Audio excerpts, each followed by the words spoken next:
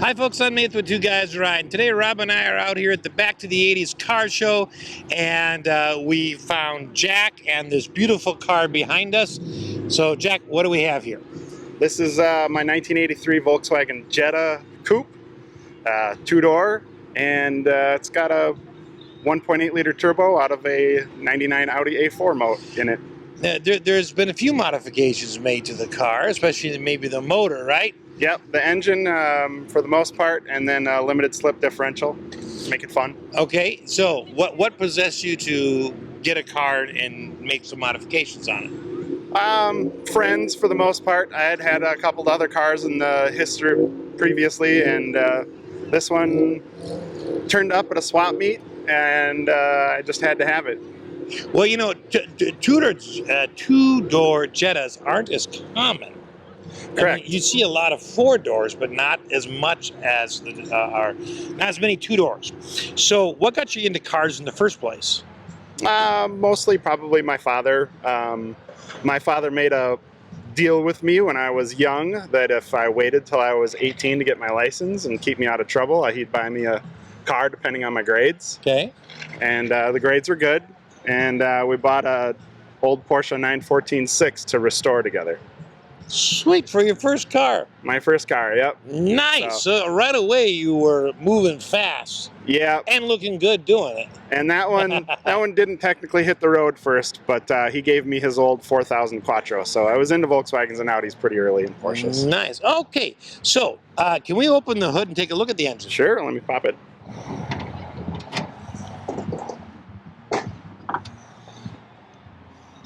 Okay. So what originally was in here when you bought it? Was it the original Jetta engine? There was no motor in the vehicle when I got it. No motor. It came to me on 4 Volkswagen spare rims, like sitting with the yellow stickers on it still, because it had been stripped down. The previous owner was going to do a different motor. He had it running for a while with some cool wheels and a 2-liter ABA swap. Okay. Funny, cool story behind it is he bought it from a police auction. All right. Nobody really knows the true history of the vehicle, but we did find a massage therapist card under the back seat from California. So okay. We're betting it came from California. And you think it came from California. All right. So it comes without an engine. No engine, but I knew what I wanted. So what did you do? So I wanted something, Volkswagens are like Legos. If you go with the right stuff, everything can just bolt together. Okay. So I knew I wanted an early block 1.8 turbo, and had a buddy that had the motor, and just started piecing parts together from there. I'm actually a Volkswagen Audi parts guy. Okay. So when I had free time, I would basically just stare at the catalog and figure out what worked with what. With what? And then find the parts or buy the parts to make them fit. So the engine, the block is the early block with the external water pump, so you can use early external motor mount. Just backdate the timing belt and the tensioner to a Volkswagen Scirocco 16 valve. Okay. And made up the transmission, and it all bolts right in. The transmission's from a 95 Volkswagen Jetta with 5-speed? 5-speed and a Pelican limited slip diff. Okay. But I used the 95 Jetta transmission because it has the right ring and pinion, so it's got nice long gears for the freeway. And then we used a turbo from a GTI so that the turbo was on the correct side instead of being on the wrong side, because the motor originally came from an A4. Okay. And that's a longitudinal motor, so now we've got it transverse, so the GTI turbo and manifold worked. Then you can use the GTI inlet pipe. And the boost tubing came from the Audi TT 225, Audi TT 225 manifold, so I can run a front mount intercooler. Lots of little different cars in here. 95 Jetta alternator and bracketry. Then the airbox came from a 93 Cabriolet. So a mismatch of parts. What's fascinating is that you knew how to figure all that out. I Well, mean, I know you're a parts guy, but I'm not sure that every parts guy would have. some of it's documented, some of it came with experience, some came with, you know, trial and error. On there. But it was a lot of fun sitting at the desk, gave me something to do. The front grille and everything is original to the Jetta. It's original European. So what would have been the difference between this and the U.S. ones? the U.S. would have been 4 of those 4x6 headlights on the front. So okay. dual headlights. Yep. A different grille. And then the bumpers are actually European also. The bumpers on a USA car are big. They're much bigger. Big pushed impact. out. Yep. Okay. Yep. They look like park benches. Yep. Okay, so coming over here on the side, did you add anything, you know, coming over here? So on the side? the Wolfsburg model like this came with flared fenders. Okay. But they're textured from the factory, and so are the bumpers. But the flares and the bumpers were so dry and old that we actually were able to DA sand all of the texture off of the flares and the bumpers, and a close friend was able to trim paint them black. Okay.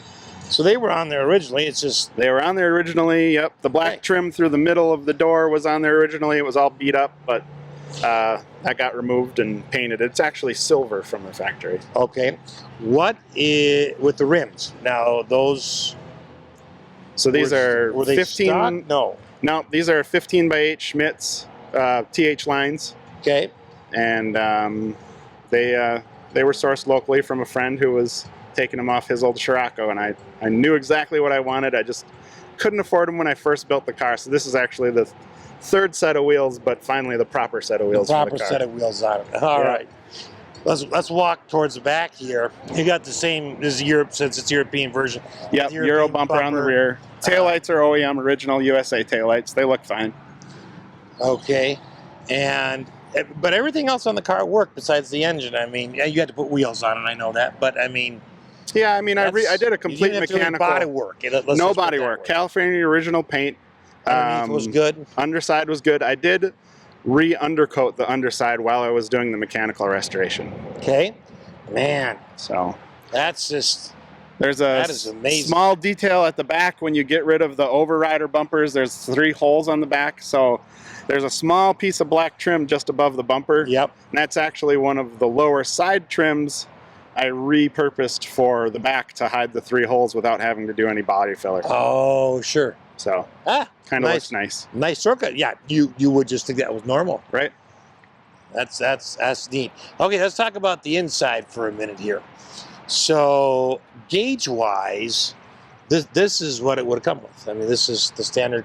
This is pretty much standard. Yep. The 3 gauges at the bottom. The 1 gauge has been replaced with a boost gauge. Other than that, pretty much factory. It's got a cabriolet cluster in it though, so it goes to 120 instead of 85, and it's got a higher rev limiter.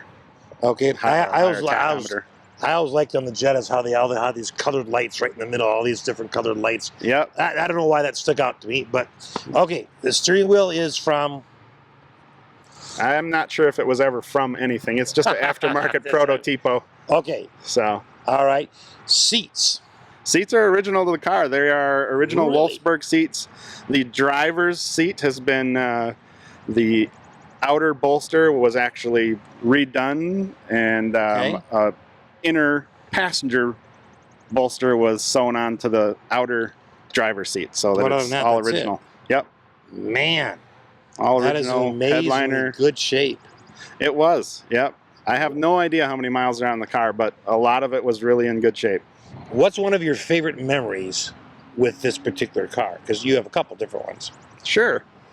You know, my buddy Aaron, who has the white Rabbit that you guys have featured on your website, he drove this down to Helen, Georgia for the Alpine Vag Fair. Okay. And I met him down there because I had actually won a trip from Audi. Oh, neat. And I got to go to Italy to drive brand new R8s in the Dolomite Mountains. Nice. And so at the end of the trip, I tacked on the new destination to Atlanta, and I met him down there, and we had a great time.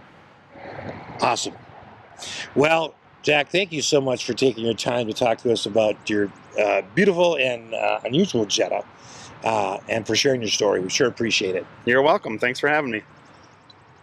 Thanks for watching.